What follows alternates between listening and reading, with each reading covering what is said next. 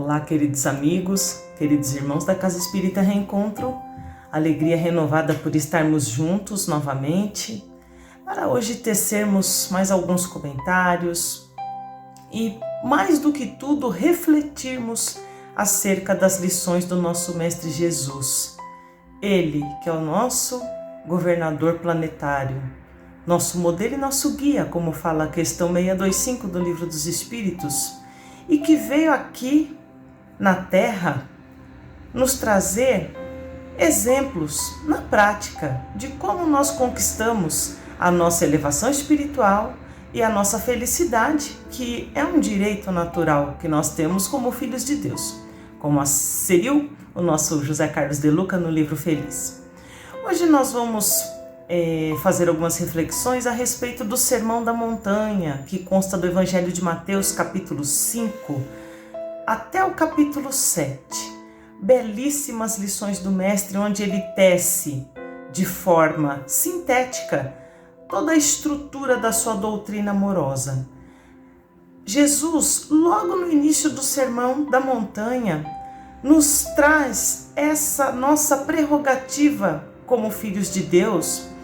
herdeiros dele, de sermos felizes. No começo do Sermão do Monte, ele vem nos dizer das bem-aventuranças, ou seja, da felicidade que nós teremos, porque bem-aventurança significa a mesma coisa que felicidade. Então ele começa dizendo que para nós sermos felizes e termos uma vida ditosa,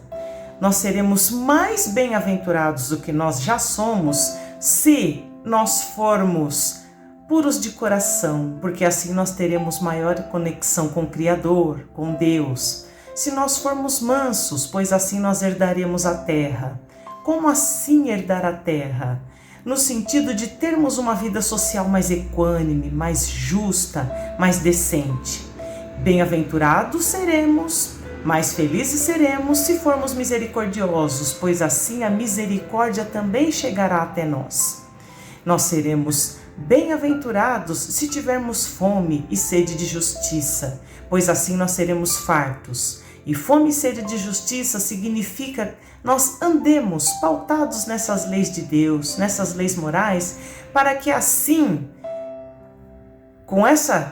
seguindo pautados nessa lei, nós transformemos cada vez mais a nossa conduta moral e possamos dar exemplo para os nossos filhos, para os nossos netos, de como bem proceder junto de todas as pessoas da sociedade. E tantos outros ensinamentos, tantas outras bem-aventuranças, Jesus vai nos ensinando, como aquela que ele fala que nós seremos bem-aventurados se formos pobres de espíritos.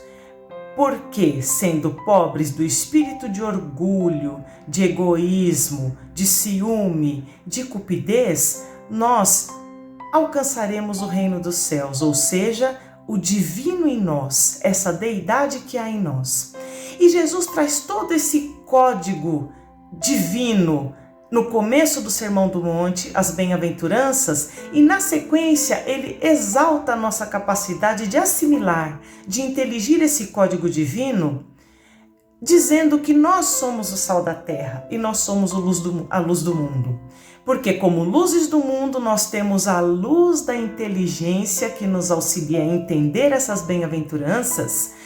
para que assim como o sal da terra, nós possamos temperar a vida de relação com esse código divino, cumprindo a outra parte do Sermão do Monte, onde Jesus nos ensina esse código de conduta social, baseado nessas bem-aventuranças para que nós sejamos felizes. Então, após as bem-aventuranças e o nosso entendimento com a luz da inteligência que temos, nós vamos agir como sal da terra, vivendo em alteridade com aqueles que nos cercam, como Jesus nos ensinou, a ponto de que se nosso irmão nos pedir a nossa túnica, nós ofertaremos também a capa. Nós vamos vivendo de maneira com auxílio mútuo, no sentido de ofertar o melhor que nós temos de nossas disposições morais, intelectuais, através de uma informação, do compartilhamento de conhecimento ou de uma oferta financeira de alimentos para o nosso irmão, sem exibicionismos, quando ele nos diz que não saiba a nossa mão esquerda o que faz a direita. E Jesus continua nos ensinando como agir com os nossos irmãos através desse código de conduta divino de bem-aventuranças, quando nos ensina a, nessa vida de relação, sempre levarmos o pensamento a Deus para que nós possamos enviar também boas vibrações aos nossos irmãos, porque é nesse Sermão da Montanha que Jesus nos traz a oração do Pai Nosso. E também esse mesmo mestre nos ensina que nós temos que seguir fazendo o nosso melhor para os nossos irmãos, edificando a nossa fé em base firme dessas leis morais que ele veio nos ensinar e que consta nesse código divino das bem-aventuranças. E assim, de vivência em alteridade, de auxílio mútuo, nós vamos seguindo fiéis ao amor, porque Jesus nos ensina que nós não caiamos em adultério. E quando ele fala em adultério, meus irmãos, mais do que relações conjugais, que cabe com certeza esse conceito, ele está nos dizendo para nós usarmos as bem-aventuranças,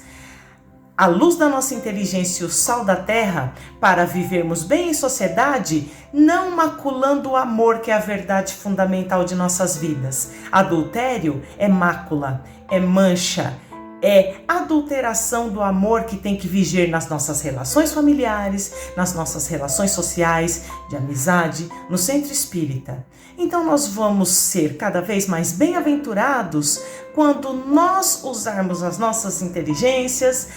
a nossa ação para vivermos em alteridade, em respeito, auxiliando as pessoas, mesmo nos momentos de pandemia, ofertando uma oração, um abraço virtual, um sorriso, um alimento, uma doação em dinheiro, o que pudermos, e sempre fiéis ao amor. E como tudo começa por nós, é imprescindível, é imperioso que nós sejamos conosco também. Usemos essas bem-aventuranças para conosco, que nós sejamos misericordiosos para conosco, condescendentes quando nós nos equivocarmos, que nós tenhamos fome e sede de justiça para conosco, de seguirmos cada vez com mais empenho, com mais alegria, com mais vigor, com mais força essas leis de Deus, e que nós sejamos puros de coração para conosco, para que assim nós tenhamos cada vez mais conexão com o nosso mestre, nosso guia, que é o grande amor de nossas vidas, e transformemos a terra